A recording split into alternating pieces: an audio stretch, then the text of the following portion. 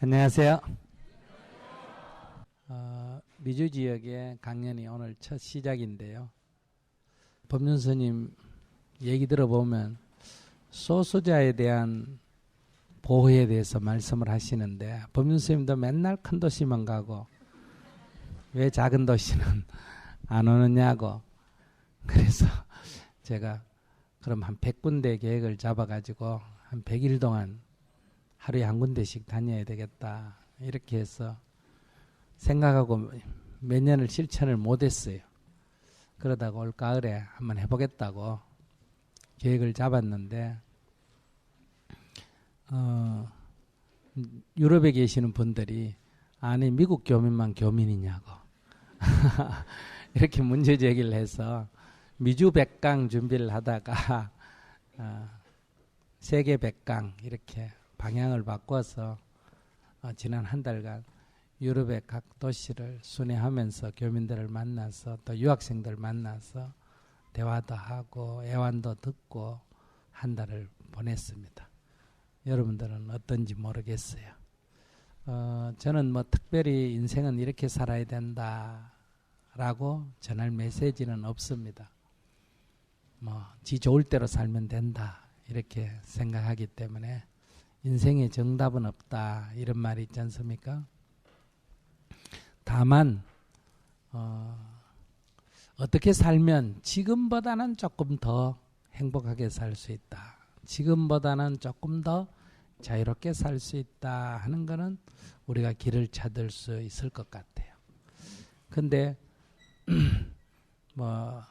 기지도 못하는 게 날려고 한다 이런 말이 있듯이 완전한 행복, 완전한 자유, 자꾸 이렇게 하다 보니까 우리가 도달하지 못하는 건데, 지금보다 나은, 어제보다 나은 오늘, 지난해보다 나은 올해, 지금보다 나은 내일, 이거는 조금만 우리가 노력을 하면 가능한 것 같아요. 그래서 그런 인생의 길을 여러분과 함께 모색해 보고자 합니다. 자, 시작해 보죠 뭐. 네. 안녕하세요.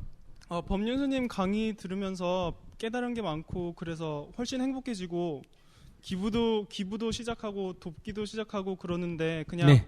일상생활에서 적용만 하면서 살면 되는지, 아니면은 또 어려운 데 가서 봉사 활동도 해보고 인도나 아니면은 절이나 이런 데서 수행도 해보고 이런 식으로 해야 되나, 아니면은 그냥 일상생활에서 적용만 하는 걸로 충분한가 궁금해서 질문드립니다. 일상생활에서 적용하고 어려운 데 가서 봉사도 하고 절에 가서 수행도 하고 그러면 좋지. 그냥 시간 남으면은 그런 식으로 하면 되는 건가요? 시간을 내서 해야지. 인생에 시간이 남는 때가 어디 있어요. 자기는 얼마나 한가하게 살면 시간이 남아요. 시간은 늘 부족해요. 여기 죽을 때 다 이거 이제 실컷 살았다, 이제 죽어도 괜찮겠다 이런 사람 한 사람도 없어요. 90이 돼가 죽어도 조금만 더 살았으면 이렇게 늘 시간이 부족해요. 시간이 부족한 가운데 시간을 내서 봉사도 하고, 시간을 내서 절에 가서 명상도 하고 참선도 하고 수련도 하고, 또 일상생활 속에서도 늘 적용도 하고 이렇게 해야 돼. 네, 감사합니다. 우리가 병이 나면 치료 방법이 두 가지잖아요. 하나는 가서 검진해보고 큰 병 아닌 거는 어때요? 약 먹어도 되고, 안 그러면 출퇴근하면서 매일 다니면서 치료받는 걸 뭐라 그래요? 통원 치료 해도 되고. 근데 병이 아주 심하면 어떻게 해야 됩니까?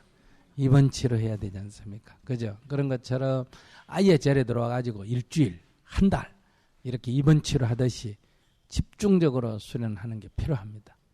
우리가 매일 이렇게 목욕을 하지만은 한국식 그 대중목욕탕에 가서 쭉 좀 뿌라가지고 때 벗기면 때가 나와야 안 나와요? 나오지. 그런 것처럼 매일 이렇게 일상적으로 수행하는 게 필요한데, 그거 갖고는 좀 깊이 못 들어가요. 그래서 절에 꼭 절이 아니라도 교회도 좋고 어디 수련센터에 가가지고 최소 5일짜리 또는 열흘짜리 일주일짜리 이렇게 들어가서 쭉 좀 하면 더 좀 마음 깊은 곳으로 들어가지거든요. 그래서 그것도 필요하고. 근데 뭐 일반인이 항상 그렇게 할 수는 없잖아. 그죠? 그래서 1년에 한 차례 정도는 그렇게 하고 나머지 시간은 매일매일 생활 속에서 하고 아침 일어나서 1시간 정진한다. 또 더 가까이는 순간순간 깨어있는다. 그러니까 가장 중요한 건 순간순간 깨어있기.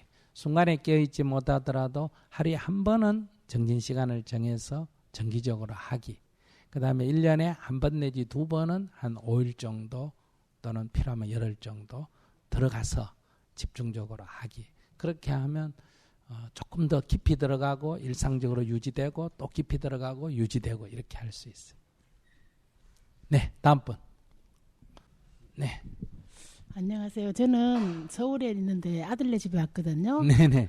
다름이 아니고 저도 절은 조금 다니기는 다니는데 기도를 할 때 네. 아침에 사시기도 같은 거 볼 때는 천수경을 항상 하면서 기도를 하고 또 이렇게 제가 이제 뭐 기도를 하고 난 뒤에 제가 이제 발언을 하는데 네. 이제 뭐 삼배식 하고 다닐 때 어디 절에 뭐 갔을 때 삼배식 할 때는 인사를 할 때 어떻게 인사를 해야 되는지 그냥 삼배만 하고 항상 나오거든요. 네. 그러면 거기서 삼배만 하고 나와야 되는 건지 아니면은 뭐 기불, 기법, 기승을 해야 되는 건지. 지 좋을 대로.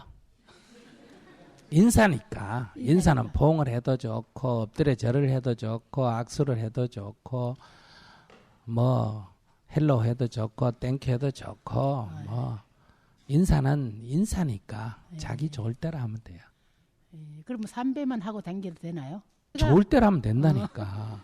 제가 삼배만 하고 나오면 항상 마음이 안타깝고 안 됐더라고요. 그럼 10배 하고 나오면 되지. 그래도 좀 부족하다 싶으면 네. 33배 하고 나오고 그럼 시간이 너무 또 많다 싶으면 줄여가 20배만 하고 나오고 자기가 해보고 108배 하면 시간이 좀 너무 많고 3배 하면 너무 적고 그러면 중간에 54배로 하든지 그것도 너무 많다 싶으면 33배로 하든지 적다 싶으면 그럼 중간을 또 조금 더 늘리든지 그런 거는 인사니까 인사는 자기 좋은 대로 하면 돼요. 네. 이런 질문을 하면 내가 빨리빨리 대답하지. 네, 안녕하세요. 네. 미국에 이제 교환학생 와서 네. 있는 학생입니다. 네네. 네, 제가 미국 오기 전에 좀 나름 사랑의 상처를 입고 오게 됐는데요. 배신당했다 이거야. 배신은 아니지만 근데 제가 요즘 이렇게 좀 연애를 하면서 정말 좋은 사람을 만나려면 또 좋은 사람이 먼저 돼야 한다고 되게 많이 말씀하시는데 거기에 대해 많이 생각을 하면서 진짜 좋은 사람이 뭔지에 대해서 좀 생각이 많았었거든요. 네. 좋은 사람이 뭔지야. 나한테 잘하는 사람이 좋은 사람이지 뭐. 나한테 잘하는 사람이 좋은 사람이지 뭐. 본인에게. 아니 예를 들어서 저 사람이 좋은 사람인가 나쁜 사람인가는 아무 기준이 없고 저 사람이 나한테 잘하면 저 사람 좋은 사람이고 저 사람한테 나한테 잘하면 나쁜 사람이고 그렇지 뭐.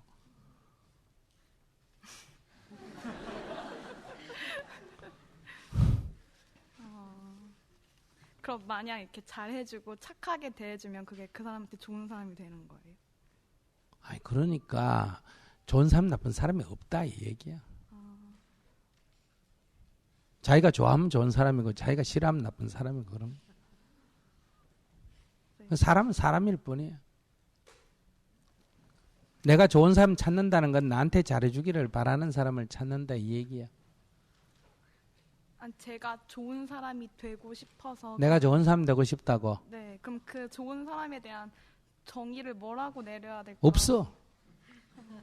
내가 좋은 사람이냐 아니냐는 상대가 나보고 좋아하면 내가 좋은 사람이고 상대가 나를 안 좋아하면 나쁜 사람이고 그래. 내가 아무리 상대한테 좋다고 해도 그 사람이 나를 싫어하면 내가 성추행되는 거예요. 내가 이분을 아무리 좋아해가지고 막 가서 껴안아 주는데 저분이 나를 싫어하면 성추행이라고 그래. 근데 저분이 나를 좋아할 때 내가 껴안아주면 사랑받았다 그래. 싫어할 때 껴안아주면 뭐한다? 성추행했다 그래. 그래서 자기가 남한테 좋은 사람이 되려면 그 사람이 자기를 좋아하면 자기는 좋은 사람 되는 거예요. 감사합니다.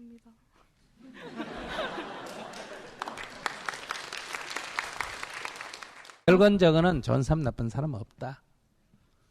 다 좋다 나쁘다는 것도 인간의 주관이에요. 저는 그 법륜스님을 그 세상에, 그러니까 평화를, 그러니까 제3세계에 관심이 많으시고, 그리고 평화 운동을 하시는 이제 그런 분으로 먼저 접하게 되었는데요. 저는 이제 종교는 다르지만 제가 공부하고 여기서 유학생으로 있는데 공부하는 것 역시 어떻게 보면 세상의 평화와 정의를 어떻게 하면 더 그 지구촌이 더 정의로운 사회가 될 수 있을까, 이제 그런 것들을 고민한다는 면에서 법륜스님의 책을 읽어보면 되게 많은 감명을 받아왔었는데요. 이제 불교의 개념 중에 여기에도 있지만 천일결사라는 것이 있잖아요. 그러니까 개인의 변화는 3년의 수행 정진이면 가능하지만 세상을 바꾸려면 적어도 30년의 정진이 필요하다는 말이 있는데, 제가 이 불교에 대해서 아무래도 그 밖에서 오기 때문에 그 지식이 부족해서 그런 걸 수도 있겠지만, 그 개인의 변화로만으로 세상을 바꾸기는 어렵잖아요. 왜냐하면 여러 가지 그 힘의 권력의 다름도 있고, 그리고 우리가 아무리 변화해야 된다고 이야기해도 근본적으로 악한 사람들도 있을 수 있고, 이제 그러한 것들을 다 생각을 했을 때 근본적으로 더 평화롭고 정의로운 세계를 만들려면 어떻게 관점을 정의해야 되는지, 그러니까 어떻게 우리가 그것을 시작해야 되는지 스님의 의견이 궁금합니다. 자기하고 나하고 종교가 다르다는데 자기하고 나하고 종교가 다른지 같은지 어떻게 알아요, 그거를? 저도 신기하게 이렇게 통하는 게 있다는 생각이 많이 들었어요, 사실. 그럼 같은 거지 뭐. 그러니까 껍데기만 보고 같다 다르다 이래 평가하지 말고, 지금 이제 피부빛깔이니 남녀니 모양이니 이런 거 갖고 차별하지 말자. 이게 지금 세계적 추세 아닙니까? 그죠? 그러니까 모양과 형상 갖고 더 이상 분별하지 말고 이제는 내용을 보는 시대니까, 그러니까 그런 생각도 좀 버리고 서로 대화를 하면 좋겠어요. 근데 개인이 바뀌려면 개인의 마음이 바뀌어야 돼요. 개인이 바뀌려면 마음이 바뀌어야 삶이 바뀐다, 이렇게 말할 수 있거든요. 근데 세상이 바뀌려면 이 힘의 역학관계가 바뀌어야 돼요. 그러니까 불교 국가인데 그게 기독교 국가가 되려면 기독교 믿는 사람이 늘어나야 돼요. 그래서 그 수가 다수가 돼야 기독교 국가가 될 수 있다, 이런 거죠. 그러니까 세상에 나쁜 사람, 악한 사람 이러지만은 그것도 꼭 정확하지는 않아요. 내가 저 사람 보고 나쁘다 하는데 그 사람한테 물어봐야 자기 나쁘다 그러는 거. 그러니까 불교 국가가 기독교 국가가 되면 세상이 변했느냐, 발전했느냐. 그럼 기독교인이 볼 때는 발전했다. 그러지만 불교인들이 볼 때는 세상 망했다, 이렇게 평가되잖아요. 그래서 이것도 엄격하게 말하기는 어렵습니다. 어쨌든 세상이 이렇게 뭔가 변화가 일어나려면 불교에서 기독교가 되든지 뭐 독재에서 민주화가 되든지 민주에서 독재가 되든지 세상이 바뀌려면 그 힘의 역학관계가 바뀌어야죠. 그러니까 내가 말하는 좋은 의미로 바뀌려면 좋은 생각을 가진 사람의 수가 늘어나서 그것이 더 많은 영향력을 미치면 좋은 방향으로 바뀔 거고, 또 반대 방향이면 반대 방향으로 바뀌겠죠. 그러니까 좋은 방향의 세상을 변화를 원한다면 그런 방향으로 일하는 그런 생각을 갖고 그런 마음을 가지고 활동하는 사람의 영향이 총체적으로 커져야 그런 방향으로 바뀌죠. 앉아서 생각만 한다고 바뀌는 건 아니죠. 그럼 한국 사회에서 여기 여러분들이 우리가 좋은 생각하는데 왜 한국 사회가 좋은 방향으로 안 바뀌냐 하는데, 그건 그런 방향으로 생각하는 사람의 총 영향이 그렇지 않는 사람보다 약하기 때문에 안 바뀌는 거예요. 그래서 올바른 방향의 생각만 하는 게 중요한 게 아니라 그걸 행동으로, 힘으로 만들어내는 게 필요하죠. 역사를 변화시키려면. 그래서 우리 사회가 늘 이쪽 아니면 저쪽 극단으로 자꾸 치우치는 이유는 약간 극단적인 사람. 그러니까 극단이란 건 뭐냐? 사고가 좀 한쪽으로 편중되고 사고가 편중되면 인간은 어떠냐 하면 그 행동력이 나옵니다. 그 좌든 우든 종교적인 거다. 종교도 조금 기독교에 대해서 좀 극단적 기독교라든지 극단적인 불교라든지 또 우파 중에도 극단적인 우파라든지 극단적인 좌파는 이 사고가 인간의 사고가 좀 극단적이면 그 자기가 생각하는 걸 행동으로 옮겨요.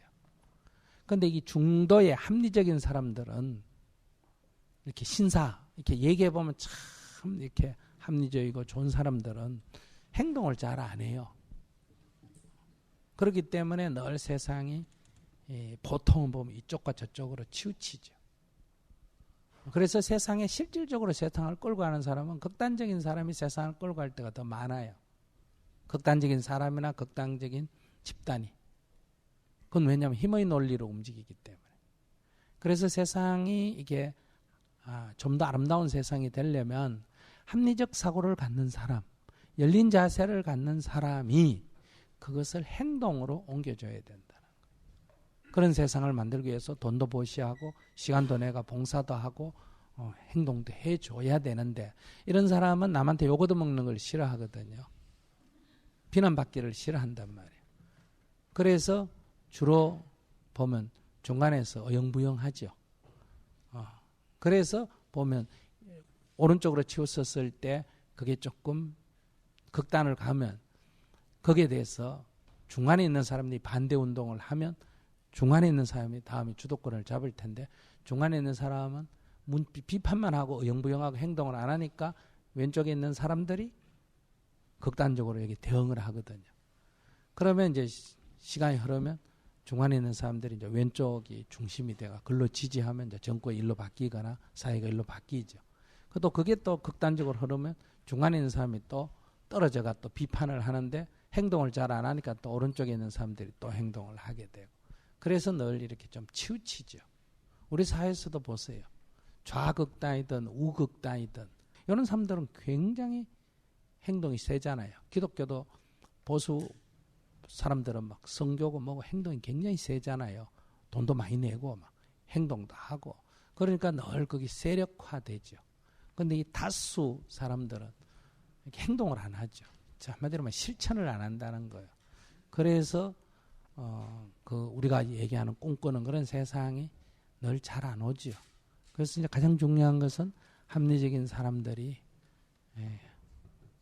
또는 그런 중도적인 사람들이 그 자기의 의사 표현을 행동으로 표현하고 투표 꼭 하고 또 뭐 선거 자금이라면 선거 기금을 미국 같으면 낸다든지 또는 행동을 한다든지 이런 게 필요하다는 거예요. 그런 게 없이는 세상은 역학관계로 바뀌어요. 그럼 스님의 말씀에 의하면 그 중도에 있는 합리적인 사고를 할 수 있는 사람들이 조금 더 그러니까 용기 있는 실천을 할 수 있도록 이렇게 용기를 북돋아 주는 게 세상을 조금 더 아름답게 만드는 방법 중에 하나인 건가요? 그것도 그렇죠. 그렇게 볼 수 있죠. 근데 이 성향이 참 그게 어려운 게 이 합리적인 사람들은 합리적인 건 좋은데 행동을 잘 안 해요.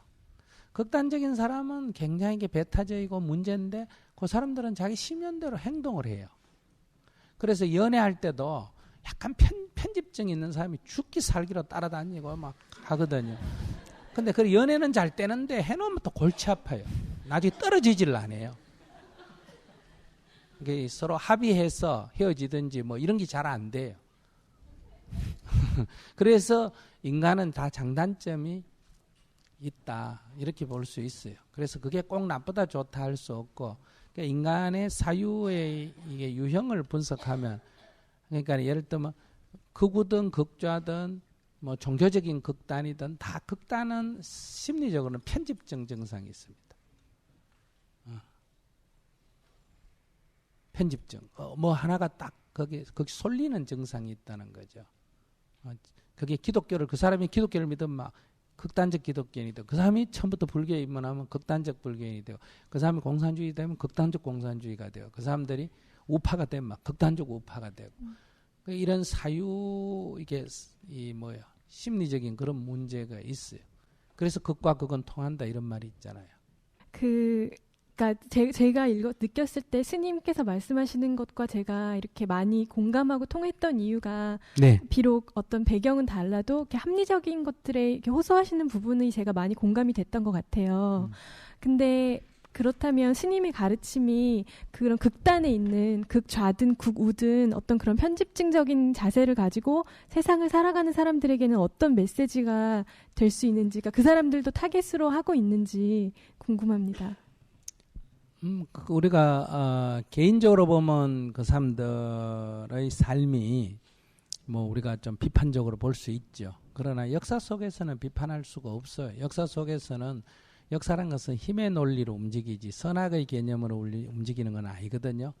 선이 역사에 승리한다 그러면 선에 대해서 사람들이 더 많이 지지할 때 선이 승리하는 거고, 악을 비판하지만 악을 두려워하면 악이 승리하는 거죠. 예를 들어서, 그러나 우리가 정확하게는 선악이라고 구분 짓기는 어렵습니다.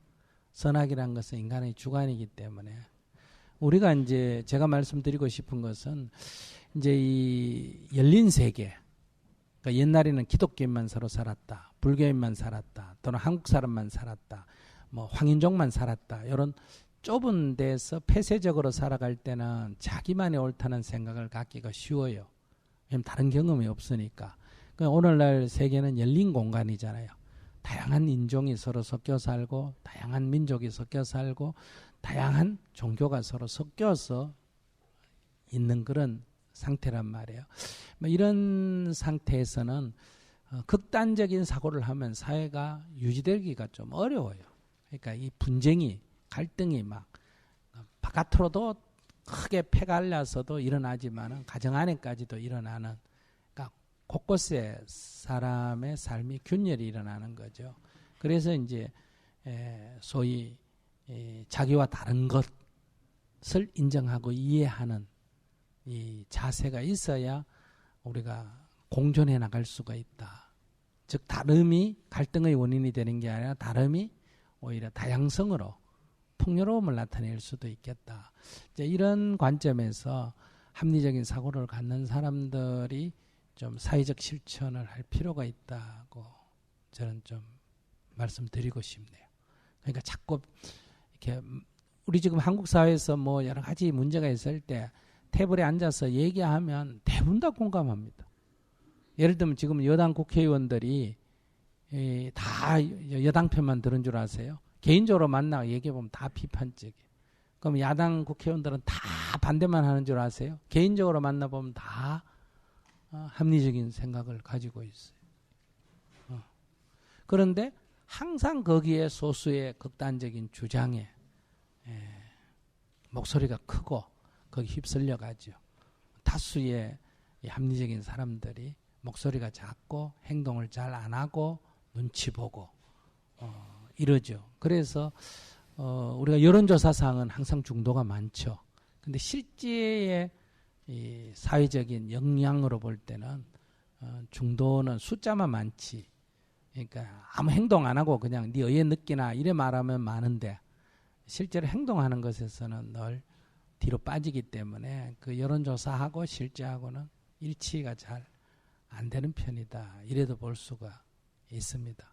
그런 면에서 이제는 조금 더 합리적인 사람들이 그냥 생각만 합리적으로 할 게 아니라 그걸 행동으로 표현할 줄 알아야 된다. 행동이란 건 뭐 데모한다 이런 뜻이 아니라 봉사 시간을 낼 수 있어야 되고 보시, 도네이션을 할 줄 알아야 되고 그 다음에 어떤 행동을 어쨌든 하는 그런 게 필요하다. 이제 합리적인 사람들의 개인주의적 성향이 문제라는 거죠.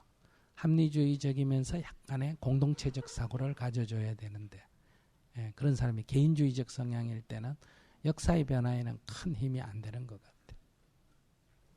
네. 감사합니다. 네.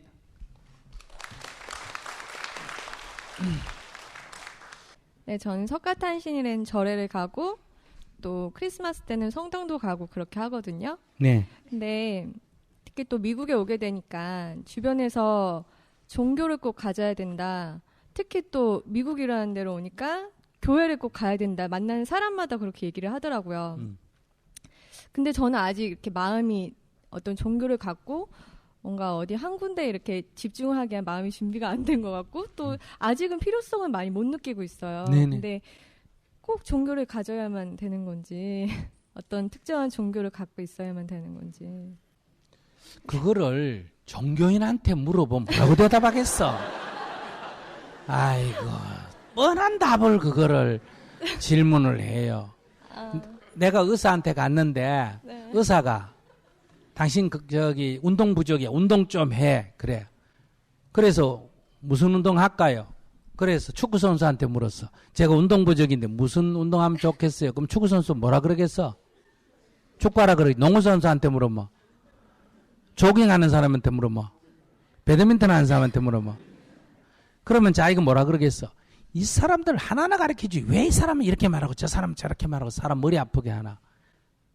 이런 얘기하고 똑같아. 그러니까 스님한테 종교인한테 물으니까 당연히 종교 가져라 그러고 스님한테 물으면 당연히 불교하라 그러지.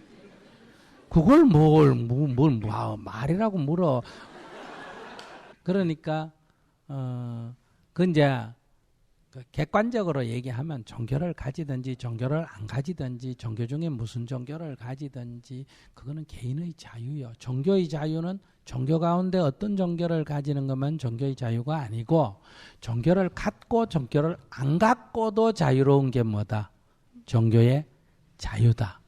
갖는 중에 어떤 종교를 갖는 것만 자유가 아니라 갖고 안 갖고도 자유로워야 그게 진정한 종교의 자유다. 이렇게 말할 수 있거든요. 그 자유로운 거니까 그게 어떻게 가져야 되느냐 이렇게 물어요. 헌법에 믿음, 신앙, 종교, 사상, 이념은 자유다 이렇게 써놨는데 대한민국 헌법도 안 읽어보나 봐. 그럼 안 갖는 것도 자유? 당연히 자유지. 나는 종교가 필요 없다는 것도 하나의 종교예요.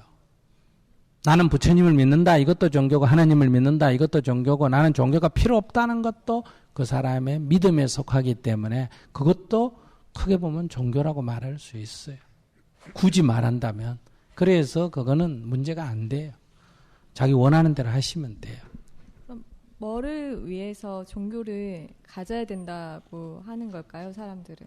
그 사람한테 물어봐야지. 종교를 가져야 된다는 사람한테 교회 다녀라 이러면 왜 다녀야 되는데 이렇게 물어보면 되잖아. 그러면 천국 가기 위해서 그럼 난 천국 가기 싫은데 이러면 되잖아. 천국 가면 술집도 없고 노래방도 없고 뭐 그건 무슨 재미로 가나? 나는 안 갈란다. 이렇게 대답하면 되지. 네, 나는 기독교인이 와서 뭐 당신 말이야 예수님 안 믿으면 지옥 가. 그러면 감사합니다. 이래요. 지옥 가는데 뭐가 그러고 맙노? 그래요. 그러면 내가 물어보죠.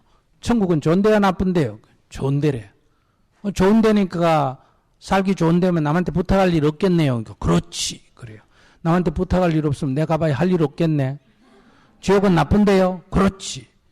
그러면 뭐 힘들어가지고 막 살려달라고 부탁할 사람 많겠네요. 그렇지. 그럼 내가 가면 할 일 많을 거 아니야. 그래서 나는 여러분처럼 미국에 안 오고 대한민국에 나가 여러분들 살기 좋은 미국 쳐다보면 여러분들은 다 천당 가기를 원하는 사람들. 나는 미국에 안 오고 주로 어디 간다? 아프가니스탄 간다, 인도 간다, 뭐 민다나오 간다 이렇게 많이 다니잖아요. 그러니까 나는 내 까르마데라면 어디를 간다? 지옥을 가야 정상이요. 거기 가야 일거리가 있으니까. 그러니까 내가 좋아서 가는데 뭐 지옥이 어디 있겠어요. 내가 좋아서 아프간 가고 내가 좋아서 인도 불가촉 천민 가는데 그게 무슨 지옥이야. 여러분 같이 미국이 좋아서 오는 사람이 그거 갖다 놓으면 지옥이지. 그러니까 그거는 죽음이 두렵기 때문에 죽음에 대한 두려움을 없애는 수단으로 죽음 이후에 그러니까 좋은 데 간다 하면 헤어질 때 이별할 때 뭐 어떤 여자하고 헤어져가 아까 저기 뭐 했다 남자 헤어져 가지고 아까 했다잖아요. 저런 사람 내 위로할 때 어떻게 해주면 위로가 됩니까? 아 걱정하지 마라. 그거 더 좋은 사람 네 지금 뒤에 기다리고 있기 때문에 하나님이 더 좋은 사람 네 만나게 해주려고 그 사람 떼버리고 그 만나주려고 해야 곧 기다리면 되는 거야. 그 걱정 하지 말고 그럼 위로 되나 안 되나? 위로 되지. 아, 더 좋은 사람 만나려고 그랬구나. 아이고 그럼 잘 떨어졌다. 이렇게 되지. 그러니까 그것은 인간의 심리 치료의 한 방식이거든요. 그런데 그건 굉장히 유용한 방식이에요. 인간이 개발한 것 중에. 그렇게 그거의 실용성을 가지고는 굉장히 실용성이 있다. 그래서 그걸 종교를 좋다 나쁘다 뭐 죽음 이후에 천당이 있다 없다 이런 얘기를 논쟁할 필요가 없어요. 그러나 그것이 진짜 있다 없다 논쟁으로 가면 안 된다는 거예요. 그래서 헌법에 신앙은 자유다. 믿음은 자유다. 뭘 믿느냐? 그건 그 사람이 자유인데 그걸 가지고 시비하지 마라 이런 얘기예요. 자기가 가지고 싶으면 가지고 가지기 싫으면 안 가지고 남이 다 가지니까 아이고 이거 가져야 되나 이렇게 생각한다면 자기는 남이 장에 가니까 걸음지고 장에 간다. 우리 속담 있죠. 그 수준이다는 거예요. 자기 삶이 중심이 없다 이런 얘기예요. 그러니까 미리 아예 장에 가버리면 되죠. 그러듯이 미리 아무 종교나 하나 가져버리세요. 그럼 그런 고민 안 해도 되잖아. 네, 감사합니다.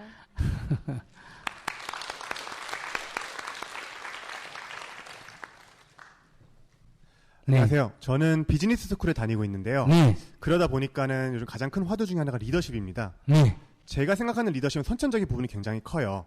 아까 스님께서 말씀하신 것처럼 좋은 리더는 주변 사람들이 따르고 믿고 따르는 사람이 좋은 리더고 제가 아무리 노력을 해도 저를 싫어하고 따르지 않으면 나쁜 리더가 된다고 생각을 하거든요. 네.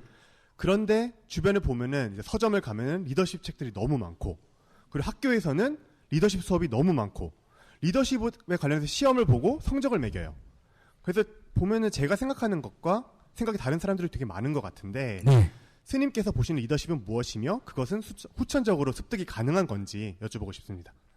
선천적으로 그런 역할을 잘하는 사람도 있고 그다음에 후천적으로 연습해서 되는 좀 늘어나는 것도 있죠. 우리 음악도 마찬가지 아니에요.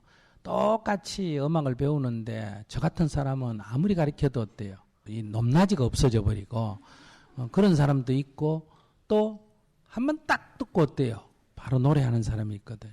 그러니까 이 세상의 모든 인간은 누가 낫고 능력이 낫고 능력이 못하다고 정할 수가 없어요. 그러니까 지금 우리가 그런 성적을 매기는 거는 수천, 수만, 수십만 가지 중에 그 시대마다 뭘 가지고 등수를 매길 거냐. 그 분야에 재능 있는 사람이 우수한 사람이 되는 거죠. 예를 들면 조선시대에 태어났으면 이 과거 시험 칠 때 뭐예요? 일종의 주제를 주고 그 시를 쓰는 거 아닙니까? 그죠? 그 부분에 재능 있는 사람이 급제하는 거예요.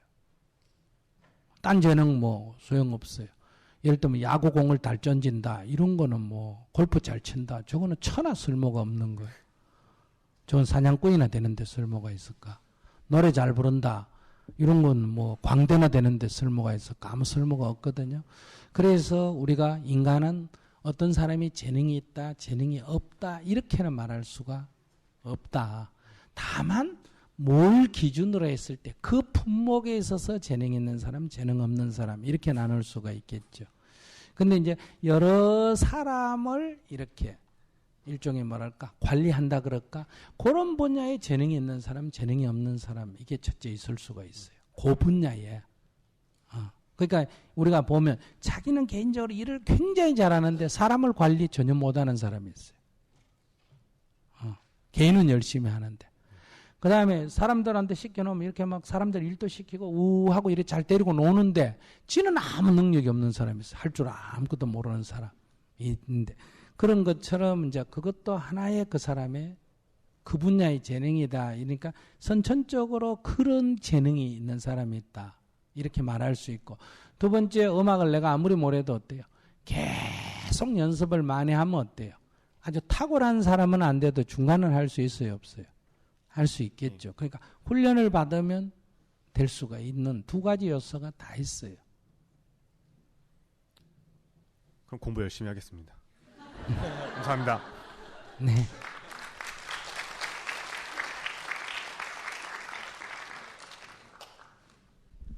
안녕하세요. 네. 네. 최근부터 교회를 다니기 시작한 유학생인데요. 네. 제가 스님 팟캐스트를 들으면서 네. 그 스님이 말씀하시기를 어떤 종교든 간에 그 우상을 맹목적으로 믿는 것, 맹신, 미신에 가깝다라고 말씀을 하신 것 같은데 근데 어느 날 제가 문제가 생겼어요. 뭐냐면 제가 교회를 다니면서 성경을 읽잖아요. 네. 근데 제가 성경을 읽는데 거기서 예수가 말씀하시기를 내가 진리를 말하노니 나를 믿는 게 길이요 진리요 생명이니라 이렇게 시작하는 거예요. 네. 근데 전 말씀을 믿으려고 했는데 여기서 대뜸 저보고 그냥 믿으라고 사실 저는 약간 혼란이 왔어요. 네. 저한테 예수님이 기적이나 부활 이런 거는 저한테 그냥 글자로밖에 안 보이거든요. 네네. 그래서 근데 교회 분들이 저한테 너무 친절해요. 네. 그래서 좀 보답 좀 하고 싶은데 이거 이해도 안 되고 어떻게 해야 될까요? 네.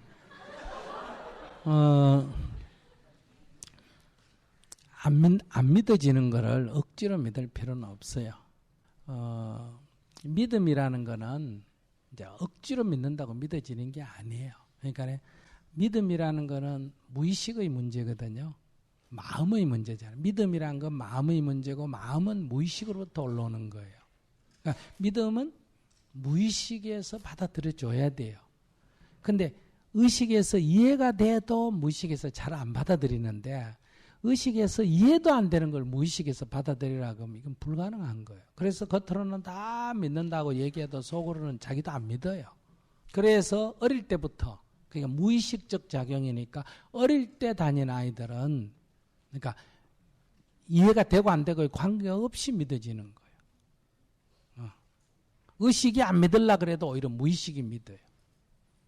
그거는 어릴 때 형성되기 때문에 그래서 자기가 지금 그런 걸 갖고 억지로 믿으려고 해봐야 효과가 없기 때문에 믿어지는 것만 믿고 믿어지지 않는 것을 틀렸다고 이렇게 단정하지 마세요. 무슨 말인지 아시겠어요? 왜냐하면 지금 내가 이해 안 되지만 또 의식이 한 단계 올라가면 그게 이해될 수가 있어요. 제 말 이해하셨어요? 네. 지금 이해 안 되지만은 다음 단계에서 보면 또 이해될 수도 있다 이 말. 그러니까 이거를 지금 이해 안 된다고 틀렸다거나 이렇게 단정하지 말고 안 믿어지는 건 놔놓고 그냥 넘어가세요. 그럼 믿어 안 믿어지면 그럼 아는 채라도 해야 되나? 네? 안 뭐라? 믿어지면 그러면 가만히 있어요? 아니 덮어놓고 그냥 넘어가라고. 아 그래요? 왜 다른 좋은 얘기도 있잖아요. 왼손이 하는 일을 오른손이 모르게 하라. 이런 거는 좋게 안 느껴져요? 겉옷을 달라면 속옷까지 벗어주라. 뭐 오리를 가자면 심리까지 가주라. 이런 얼마나 좋은 말 많아요. 그 성경을 읽으면 예수님의 말씀 속에 삶을 어떻게 자기가 주체화되느냐. 즉 우리가 인생을 살다 보면 늘 을의 조건이 되기가 쉬워요. 갑이 못 되고 늘 을의 조건이 된다. 즉 주인이 못 되고 종이 되는데 그걸 어떻게 자기가 주인으로 을에서 갑으로 전환을 하느냐. 이게 오리를 가지면 심리를 가주란 얘기거든요. 누가 오리를 가자 하면 따라가면 내가 종이잖아요. 상대가 주고 나는 종이란 말이에요. 근데 내가 심리 가줄게 라고 마음을 내버리면 누가 주가 된다? 내가 주가 된단 말이에요. 그러니까 주어진 상황에서 내가 어떻게 인생의 갑으로 늘 주인으로 살아갈 수 있느냐 그 얘기란 말이에요. 그게 이런 좋은 얘기가 부지기수죠. 그런데 왜 그 수많은 좋은 얘기들을 두고 그런 거를 자기가 실천을 하면서 이렇게 기쁨을 얻게 되면 주님의 말씀이 빛이고 길이고 진리라는 게 받아들여져요. 그래 안 믿어지면 나중에 그만둬도 되잖아요. 왜 우리는 교회 가면 꼭 믿어야 되고 절에 가면 꼭 다녀야 되고 또 한번 내가 어릴 때 교회 다녔으면 절에 가면 안 되고 절에 다녔으면 교회 가면 안 되고 왜 그렇게 굳이 생각해요? 지금은 시대가 달라졌어요. 한국에서 태어나가 미국 와서 살아도 되고 미국 시민권 가져도 되고 나중에 또 한국 돌아가도 되고 결혼했다가 이혼해도 되고 또 남자하고 결혼해도 되고 지금 뭐 성적 취향이 달라가 남자가 남자하고 결혼해도 되고 여자가 여자하고 결혼해도 되는 지금 완전 이런 시대에 살면서 왜 종교를 우리가 이거 믿다가 저거 믿으면 안 되고 두 개 다 믿으면 안 돼요? 코리안 아메리칸인 것처럼 크리스찬 부디스트도 될 수 있어요, 없어요? 될 수 있어요. 크리스찬 부디스트가 왜 못 되고 부디스트 크리스찬은 왜 못 돼요?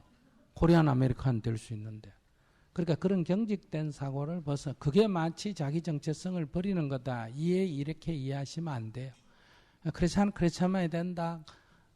부디스는 부디스면 된다. 이거는 한국 사람이 된다. 미국 사람이 된다. 이 폐쇄된 사회 그러니까 우리의 삶이 제한된 구조 속에 있는 옛날의 삶의 조건에서 형성된 사고방식이란 말이에요.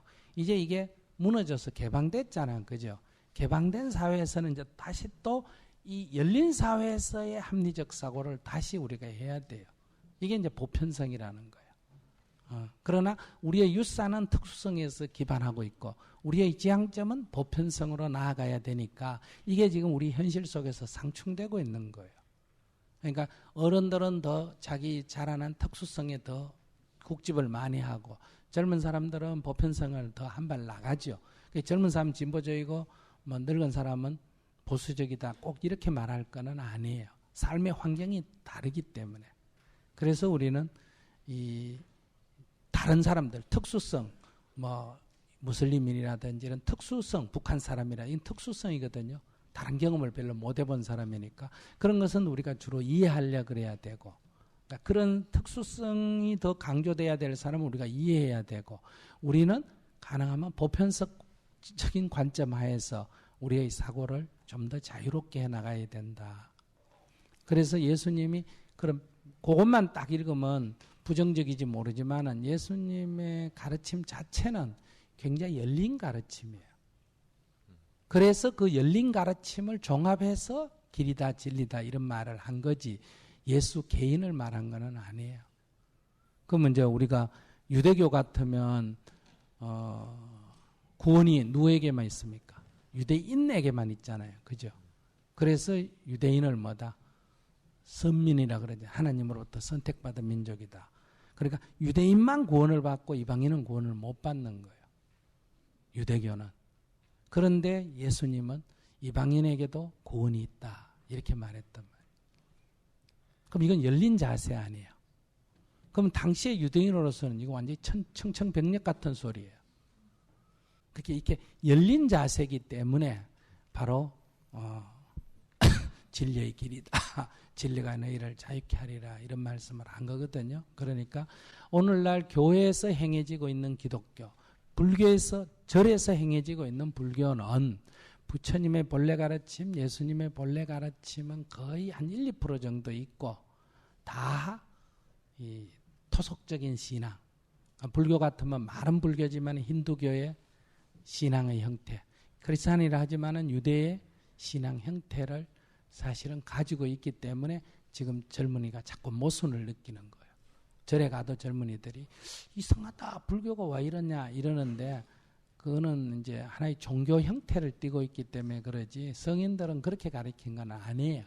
그러니까 자기가 그런 작은 것에 너무 집착하지 말고 우선 친절하니까 친절한 재미라도 좀 다니면서 조금 연구를 더 해보세요. 네, 감사합니다. 네.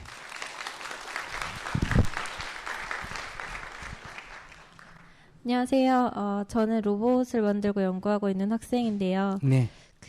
제가 학문적으로 추구하는 길에서 저는 가능하면 세상을 좀 더 아까 말씀하신 것처럼 선한 방향으로 변화시키고 싶다는 생각을 하는데 사실 로봇이라거나 과학이 만들어내는 1차적인 결과물들은 뭐 중립적이긴 하지만 그런 어떤 사람들을 직접적으로 변화시키고 감동을 주고 하는 것에는 좀 거리가 있어서 제가 이 추구하는 학문 속에서 어떻게 하면 그런 길을 함께 추구할 수 있는지가 항상 무슨 학문인데요? 로봇을 만들고 있습니다. 나중에 자기가 이제 인공지능을 가진 로봇을 잘못 만들어가 인간 멸종시키려고 그래요? 그런 건 아닙니다. 아니라고 어떻게 장담해? 일단 제가 추구하고 있는 건 예를 들면 뭐 재난 구조 로봇이라거나 그런 것들을 1차적으로 목표로 하고 있습니다. 폭약도 원래는 뭐 석탄 캐거나 뭐 하려고 만들었는데 그걸 전쟁에 쓰니까 엄청난 사람 죽이잖아요. 네. 그런 것처럼 그런 걸로 하기 위해서 만들지만은 그걸 갖고 전쟁에 이용하면 엄청난 사람을 죽일 수도 있잖아요.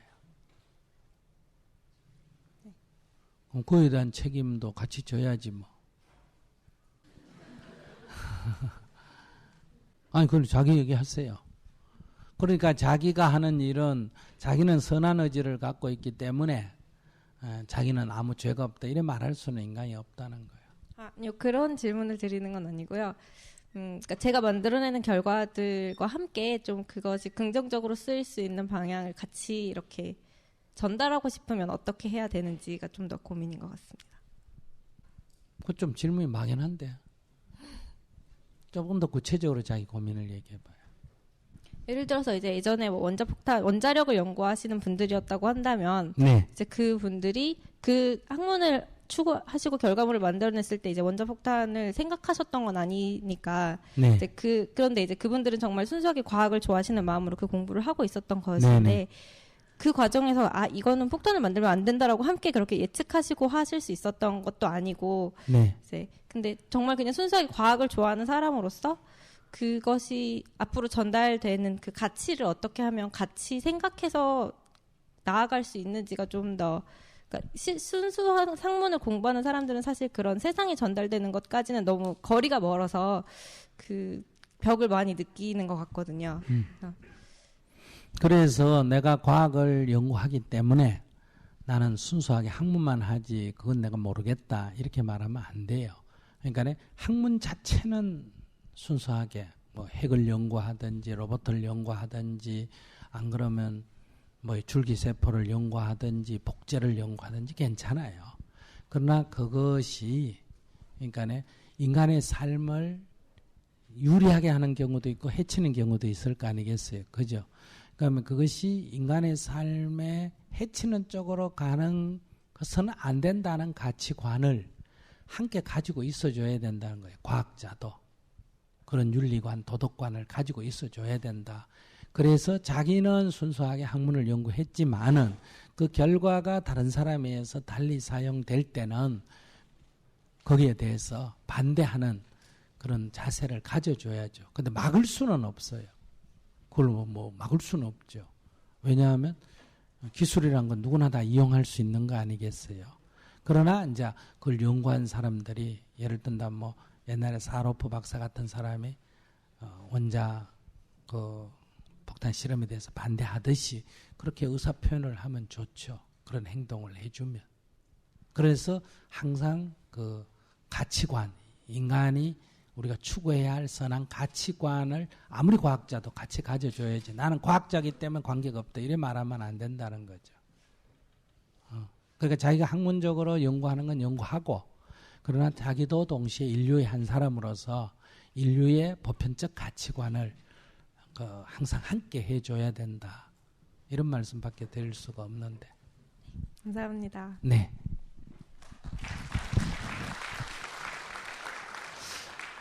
제가 아는 분 중에는 뭐예요? 과학자였는데 여기 뭐지? 뭐예요? 무기 만드는 회사 뭐예요? MD의 DM이에요. 더글라스 뭐 하는 거 있죠. 거기 근무하시는 분 얘기를 들었는데 그 사람이 거기에서 자기가 가진 과학 지식이 결국은 미사일을 만드는데 대부분 쓰여지고 거기서 이제 자기에게는 보수도 많이 주어지고 지위도 주어지고 생활에 안정이 됐는데 그분이 불교를 접하면서 자기가 가진 그 평생 연구한 재능이 인간을 살상하는데 쓰여진다 하는 것을 알고 자기가 그 직위를 그만둔 경우가 있어요. 자기가 가진 재능이 그렇게 쓰여지는 거에 대해서는 자기가 아무리 돈을 많이 준다 해도 이거는 올바르지 않다. 이제 이런 경우도 있어요. 그래서 저는 그런 가치관이 과학자에게도 필요하다 싶어요. 제가 20대 때 학원 선생을 좀 했거든요. 근데 이제 새로운 불교 운동을 하려니까 기존절에서 나와가지고 이런 기복적인 거 안 하고 정말 수행하고 이런 거 하려니까 아무도 재정적인 지원을 해줄 사람도 없고 또 들어줄 사람도 없어요. 그러니까 그런 일을 하려면 들어줄 사람 너밖에 없다. 중고등학생하고 대학생밖에 없어요. 그럼 그건 다 돈이 들 얘기지 돈이 나오는 건 아니잖아. 그죠? 그래서 이제 내가 가진 작은 재능이 이제 애들을 가르치는 일이었는데 그 아이들을 가르치면서 이렇게 하다 보니까 잘 가르친다고 소문이 나가 내가 유명한 학원 선생이 됐어요. 근데 그때 그 하다가 보니 이제 돈벌이가 됐는데 그럴 때 유명해지면 어떠냐 하면 소위 옛날에 고액과외라는 게 있었어요. 서울대학교 가는 아이들을 가르치는 고액과외가 있는데 거기서 내가 수학 선생을 했는데 근데 그 당시에 70년대 중반인데 중후반인데 그 아직 인류고등학교가 있을 때인데 그때 우리나라의 가발 공장이 미국에 한참 수출 많이 될 때요. 근데 그 여자 직원 월급이 5만 원인데 그 가발 공장 사장이 자기 아들을 가르쳐 달라고 어느 정도로 주느냐 하면 일주일에 2시간 가르쳐 주고 그러니까 2시간씩 일주일에 2번 가르쳐 주고 한 달에 8번이죠. 나한테 120만 원을 줬어요.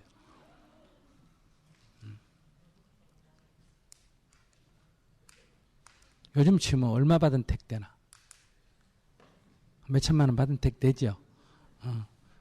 그때 한 달 수입이 아파트 한 채 값이었어요. 그때 조그만 아파트 한 채 값이었는데. 그런데, 물론 나는 이제 그 학원 선생 하는 게 내가 직업은 아니었어요. 나는 이 새로운 어떤 걸 꿈꾸는 일이 하고 거기 재정이 필요해서 하다 보니 이제 그렇게 휩쓸렸는데. 근데 내가 하다가 딱 느끼니까 내가 결국은 내가 가진 재능이 결국은 돈 많은 집 공부 못한 아이를 좋은 대학에 넣어주는 일을 하고 있는 거예요. 돈은 많이 단기적으로 돈은 굉장히 효율적으로 받지만 그러니까 나도 가난한 집에서 태어났는데 가난한 집 아이들 서울대학 가는 걸 방해하는 게 내가 하는 역할이에요. 그래서 결국은 그만뒀는데 그럼 결국은 자기에게 주어진 재능을 어떻게 쓸 거냐 하는 문제예요. 화폐로만 계산해서 쓸 거냐 안 그러면 그것이 공익을 위해서 유용하게 쓰여지는 대로 쓸 거냐. 그게 자기에게 어떤 자기 긍정, 자기 보람을 가져올 거냐 하는 건 자기 선택의 문제라고 생각을 해요. 그러면 뭐 사익을 위해서 쓴다고 나쁘다 이런 얘기가 아니라 결국 우리가 우리에게 주어진 재능이 과연 개인의 재능만이라고 말할 수 있겠느냐.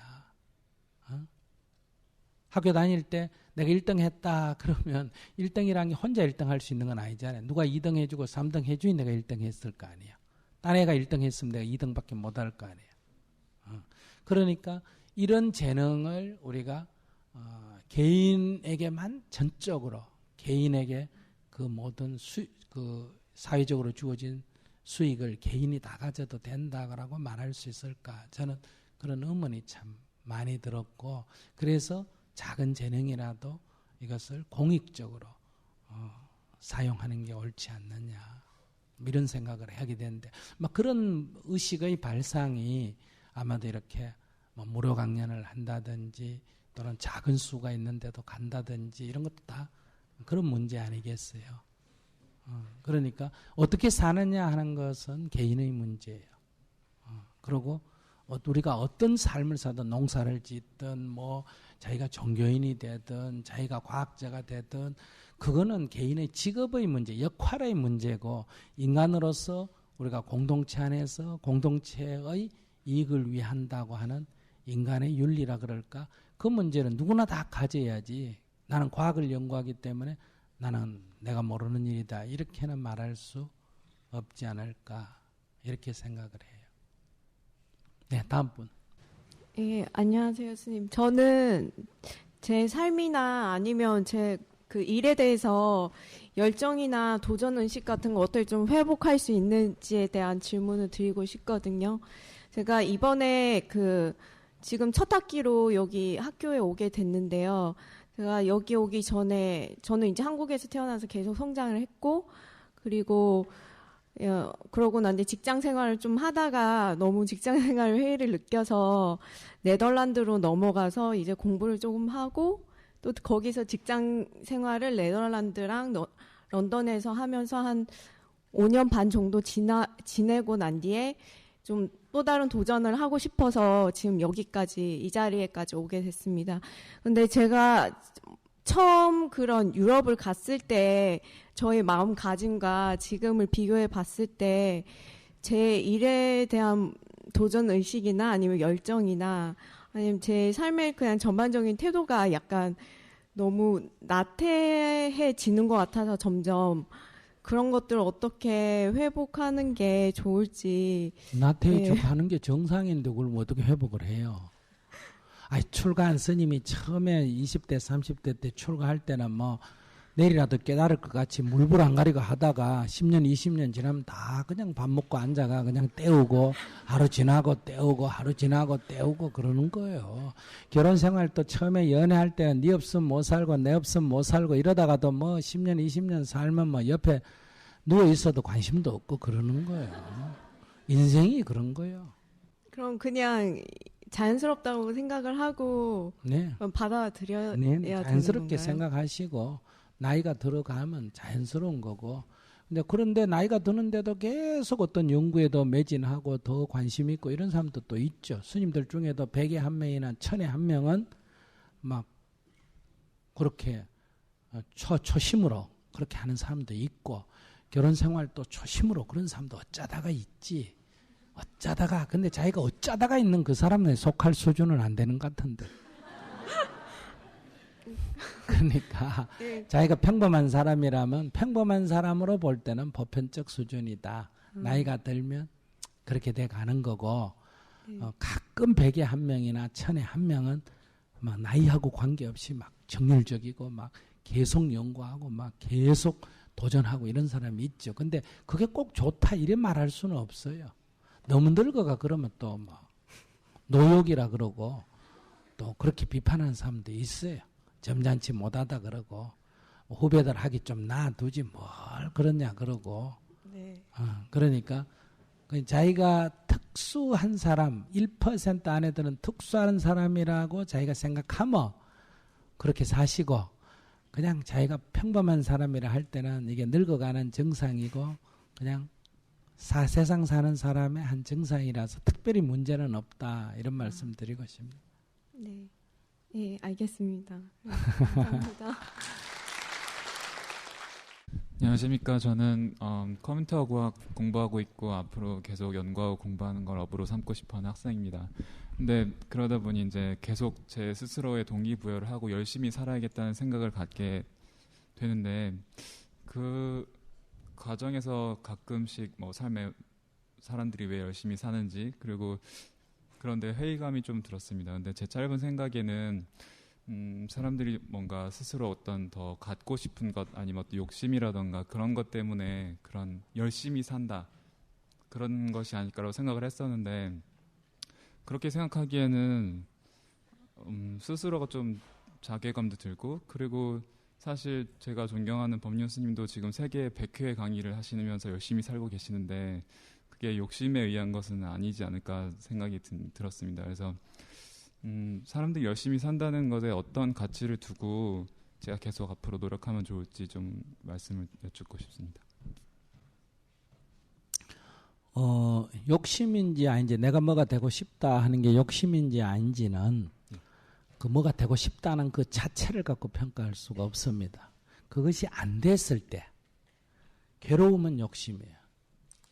그게 안 됐을 때 안 되네. 이렇게 안 되네. 저렇게 해봐야지. 이렇게 새로운 그 방식으로 시도로서 나타나면 즉 실패했을 때 괴롭지 않으면 욕심이 아니에요. 그렇게 연구자는 사실은 괴롭지 않거든요. 어떤 새로운 걸 연구하려면 한 1000번쯤 실험에 실패해야 새로운 걸 찾아내잖아요.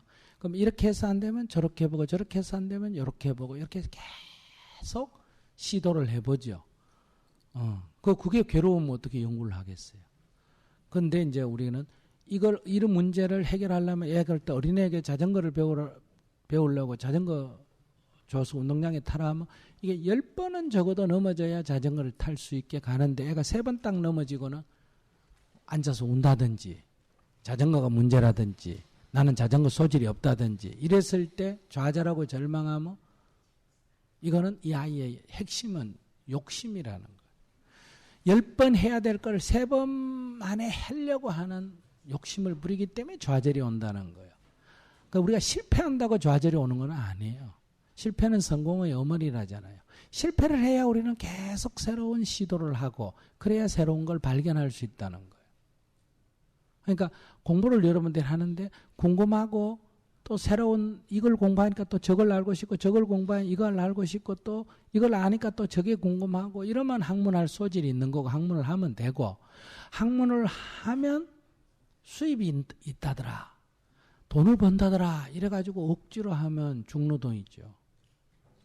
그러니까 지금 의사하고 변호사하고 우리 한국 사회에서 부작용이 많은 이유가 의사가 되려면 아픈 사람 보면 막 손도 주물어주고 싶고 막 지압도 해주고 싶고 이게 왜 아프지 궁금하고 이런 사람이 의사가 돼야 되는데 공부만 잘하면 무조건 네 의사 되라. 의사 되면 돈 번다.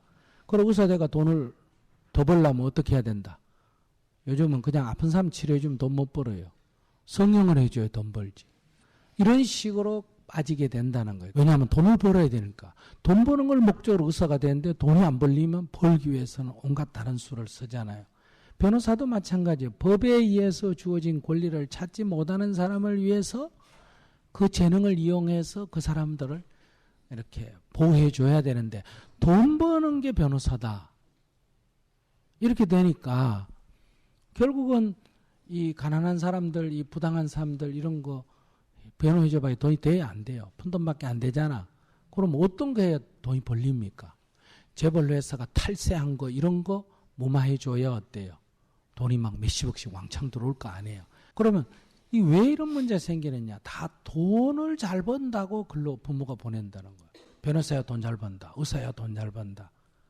그러니까 뭐 박사학위 따야 취직이 된다. 그러니까 박사학위 따려는 게 힘들죠.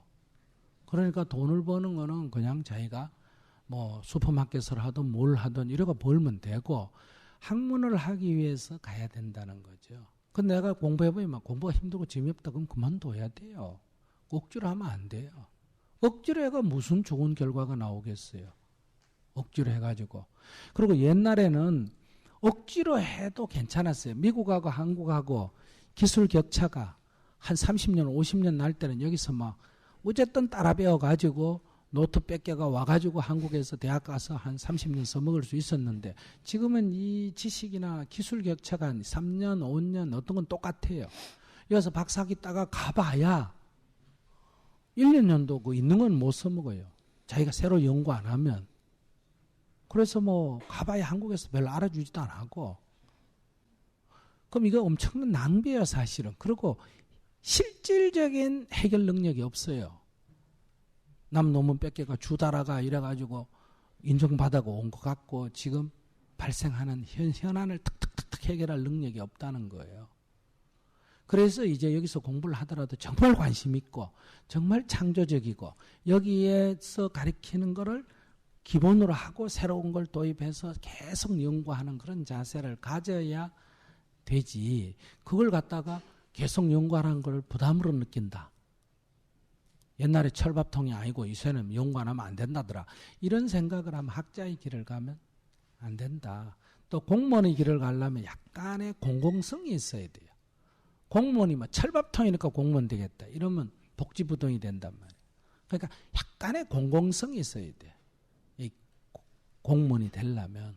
한국 사회에서 공무원이 그런 공공성이 결핍된 상태에서 공무원이 되기 때문에 지금 역할을 제대로 못 하잖아요. 그래서 우리가 의사가 되려는 사람은 사람 생명을 좀 중시하는 사람, 변호사가 되려면 좀 이 법의 그런 공정한 집행에 좀 관심 있는 사람, 예를 들면 공무원이 되려면 좀 어떤 공공성에 좀 관심 있는 사람, 예를 들면 학문을 하려는 사람은 잠깐 뭐든지 궁금해하고 연구하는데 좀 자기 개인 기질이 좀 있는 사람, 이런 쪽으로 가는 게 좀 낫지 않을까 이렇게 생각을 해요. 네, 감사합니다. 네. 안녕하세요. 네. 네. 여기서 정책학 공부하고 있는 학생이자 엄마인데요. 뭐 공부한다고요? 정책학, 공공성에 관심이 있어서 네. 정책학 공부하고 있습니다. 근데 저희 아기가 한국에 있는데 네.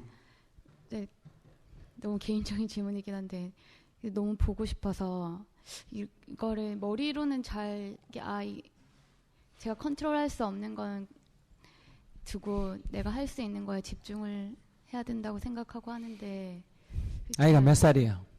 2살. 제가 나올 땐 이제 네? 2살이요. 지금은 2살. 2살? 네. 2살 때 애기를 낳아놓고 여기 공부한다고 나와 있어요? 그러니까 제가 선택했다기보다 이게 정부에서 보내는 건데. 여기 놓고 와야지. 근데 그때 너무 제가 나올 때가 그럼 지금이라도 놓고 와야지. 근데 그렇게 하려면은 이제 베이비시터를 구해야 되는데. 그럼 공무원 그만둬야지 뭐. 아기를 중요시 제가 해야지. 혼자 그만둔다고 해서 끝나는 게 아니라 저희 부처에 있는 TO나 이런 유학 TO나 이런 게 없어지고. 그러면 TO보다 더 중요한 게 아이지. 사람을 어떻게 그런 부처 이익하고 비교를 합니까? 그리고 아기가 엄마를 보고 싶으면 자기가 무조건 공무원도 그만두고 아기한테 달라가야지.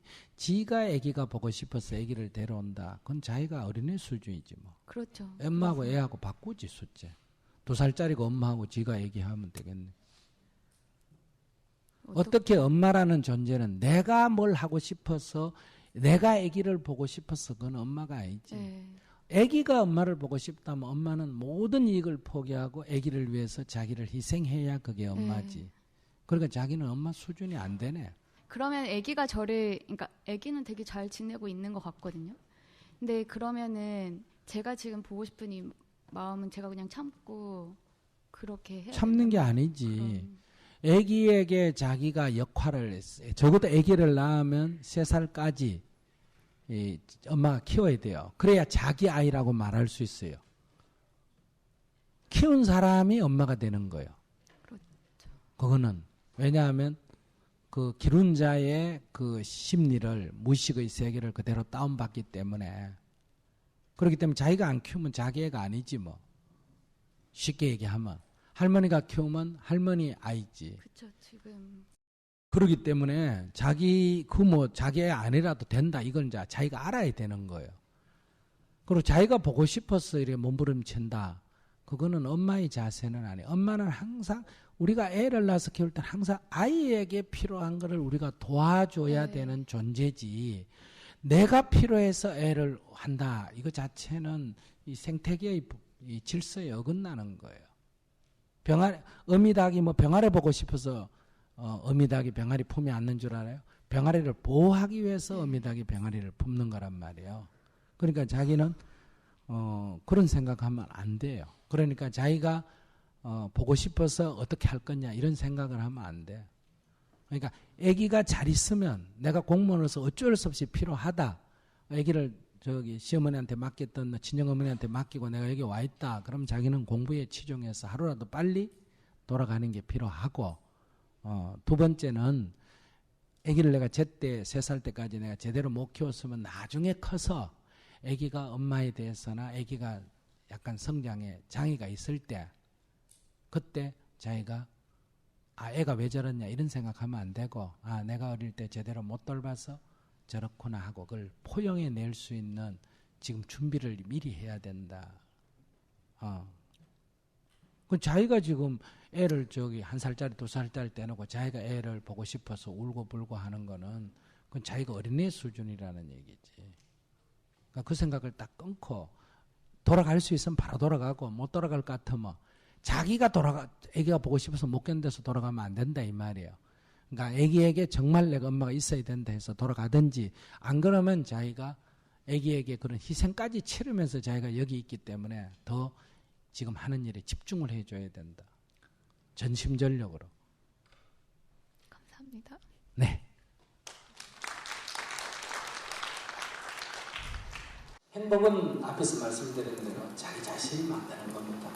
항상 주어진 상황에서 자기가 어떻게 갑의 위치로 돌아가느냐 이게 수행입니다. 이게 부처의 일이에요. 어떻게 자기가 주인이 되느냐 그건 성경에도 나와 있다는 거예요. 그러니까 여러분들이 좀 더 여기 학생들이 많은데 지금 공부하기 힘들죠? 근데 또 다시 나이 들어 생각해 보면 밥만 먹고 공부만 해도 되는 때가 인간 삶 중에 몇 년 있을까? 밥만 먹고 공부만 해도 되는 때가. 그래 그 사실 굉장히 소중한 기회예요. 그러니까 공부는 힘들어 죽지만 박사학위 따면 뒤에서 한다 이러지 말고 공부할 때는 공부하는 게 재미가 있어요. 얘 죽을지 모레 죽을지 모르잖아. 올해를 위해서 살다 내일 죽으면 억울해집니다. 그러니까 공부하는 게 그냥 재미가 있고 연애하는 게 재미고 총각 때가 재미가 있고 항상 지금이 좋은 시절로 봐야 된다. 다음 시절은 또 불도도 좋은 시절로 바라보고 이렇게 살아야 여러분들이 좀 더 행복해질 수가 있지 않을까 이렇게 생각을 합니다. 그러면 행복하시기 바랍니다. 감사합니다.